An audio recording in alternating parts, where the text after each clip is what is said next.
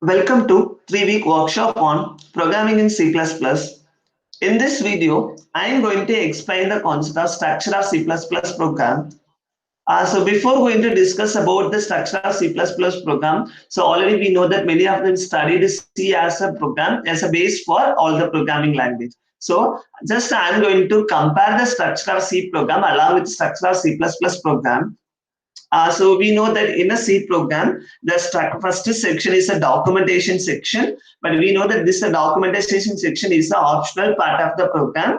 So normally this documentation section are used to define the purpose of the program and who is the author and in which state the program is created. So like that, it will be used to define it with the help of command lines. So in C++ also, the first section, the preferred section is a documentation section, but the documentation section is an optional part of the program. So if the programmer wants, you can include it, but actually the documentation statements won't execute it by the compiler because it will be defined in the form of comments. And second one is called as pre-processor section. So that is an important part of your programming. If you want to include any predefined statement, predefined functions in our program, we have to include, so that in both the C program and the C++ program, the pre-processor section is very, very important. So we know that the basic header file for C program is stdio.h, that is called standard input and output statement. So in C++ for standard and input and output operation, we prefer to go with IO stream, that is called input output stream.h. So the next one is a macro definition. We know that macro definition is a compile-time replacement part of a program. So it is similar to this. Normally, it is the optional part in the C program. In C++ also, we have instead of this a macro statement, we can go with inline statement, but it is not optional. If the programmer wants, you can include it. And the next one is global variable definition. Yeah, so global variable definition is supported in both C and C++, but it is the optional part. Based on the programmer requirement, you can define it. But the scope of the variable can be used for the entire duration.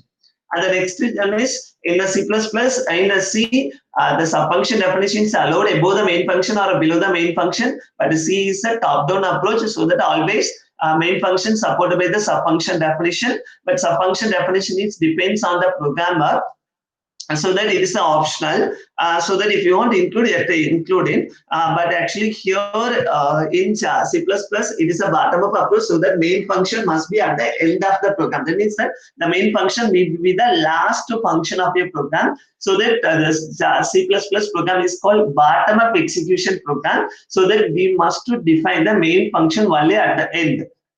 But before the main function, there are two optional sections that's possible. One is class definition, and second one is main subfunction definition. Normally, the subfunction definition followed by function definition, or maybe we can interchange it. But we know that C++ is a partially object-oriented programming language, so that the class definition is the optional part. If it is a purely object-oriented without a class definition, we are unable to do that. So it is a partially object-oriented programming language. So that here I'm going to explain this structure with the help of simple example. For that, initially I'm going to use one simple C program first, then I'm going to replace. So we know that there are two record sections we have in this. One is called stdio.h. Then main function definition, these are the two important parts. Here I'm going to use only the simple printf statement to define. So I'm going to say welcome to this 3 weeks workshop. So this is my expected output. So this is the equivalent C program. So I'm going to compile first to compile.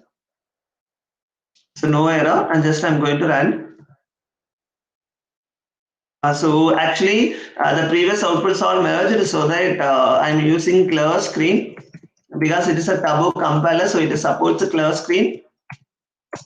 And for every output, I have to use getch just for showing output while running. But here, the clear screen and getch is an optional part of the program. Please try to understand, not necessarily included in every program. But if you are using a turbo compiler, or maybe if you are using ANSI, okay, no problem. So with the compiler, if you are supporting Conio.h, you can use both the ClearSQL and GetCH to for making your program is more understanding. It means the output is more readable format. So it displays a welcome to this 3-week workshop program. So we know that we want to, we need to change this. This is the example sample C++ program. So we want to replace this by some other statements. So I have to go with I'm going to convert this. I told that it is a pre-process section. Instead of this header file, we have to use iostream.h, because this is a C++ program, so that the proper header file support is iostream.h, and the Conio.h is supported by C++, but some of the compiler is not supported. Please check the compatibility, then you can work. Then if the Conio.h works, then ClearSQL work. But here it is a printf statement. It's only adaptable for C, but we need to write the equivalent output, formatted output statement for equivalent to the printf. The formatted equivalent statement is a cout statement. So you have to define like this. So welcome to this 3-week workshop. Just I can replace it. Okay, there is no need for any function symbol and all. So cout is an object. So in C++, everything will be treated as an object. Cout is a predefined object, and this is an extraction operator. This is an insertion operator. So insert the value in output screen.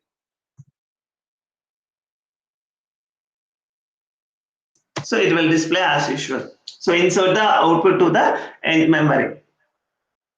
Okay. So then. So now the structure is over. So if you want to use a command line, you know that there are two types of command we have, that is called single line command and multi-line command. The same type of command you can use. You can use same type of a command, so no problem. So I hope you understand.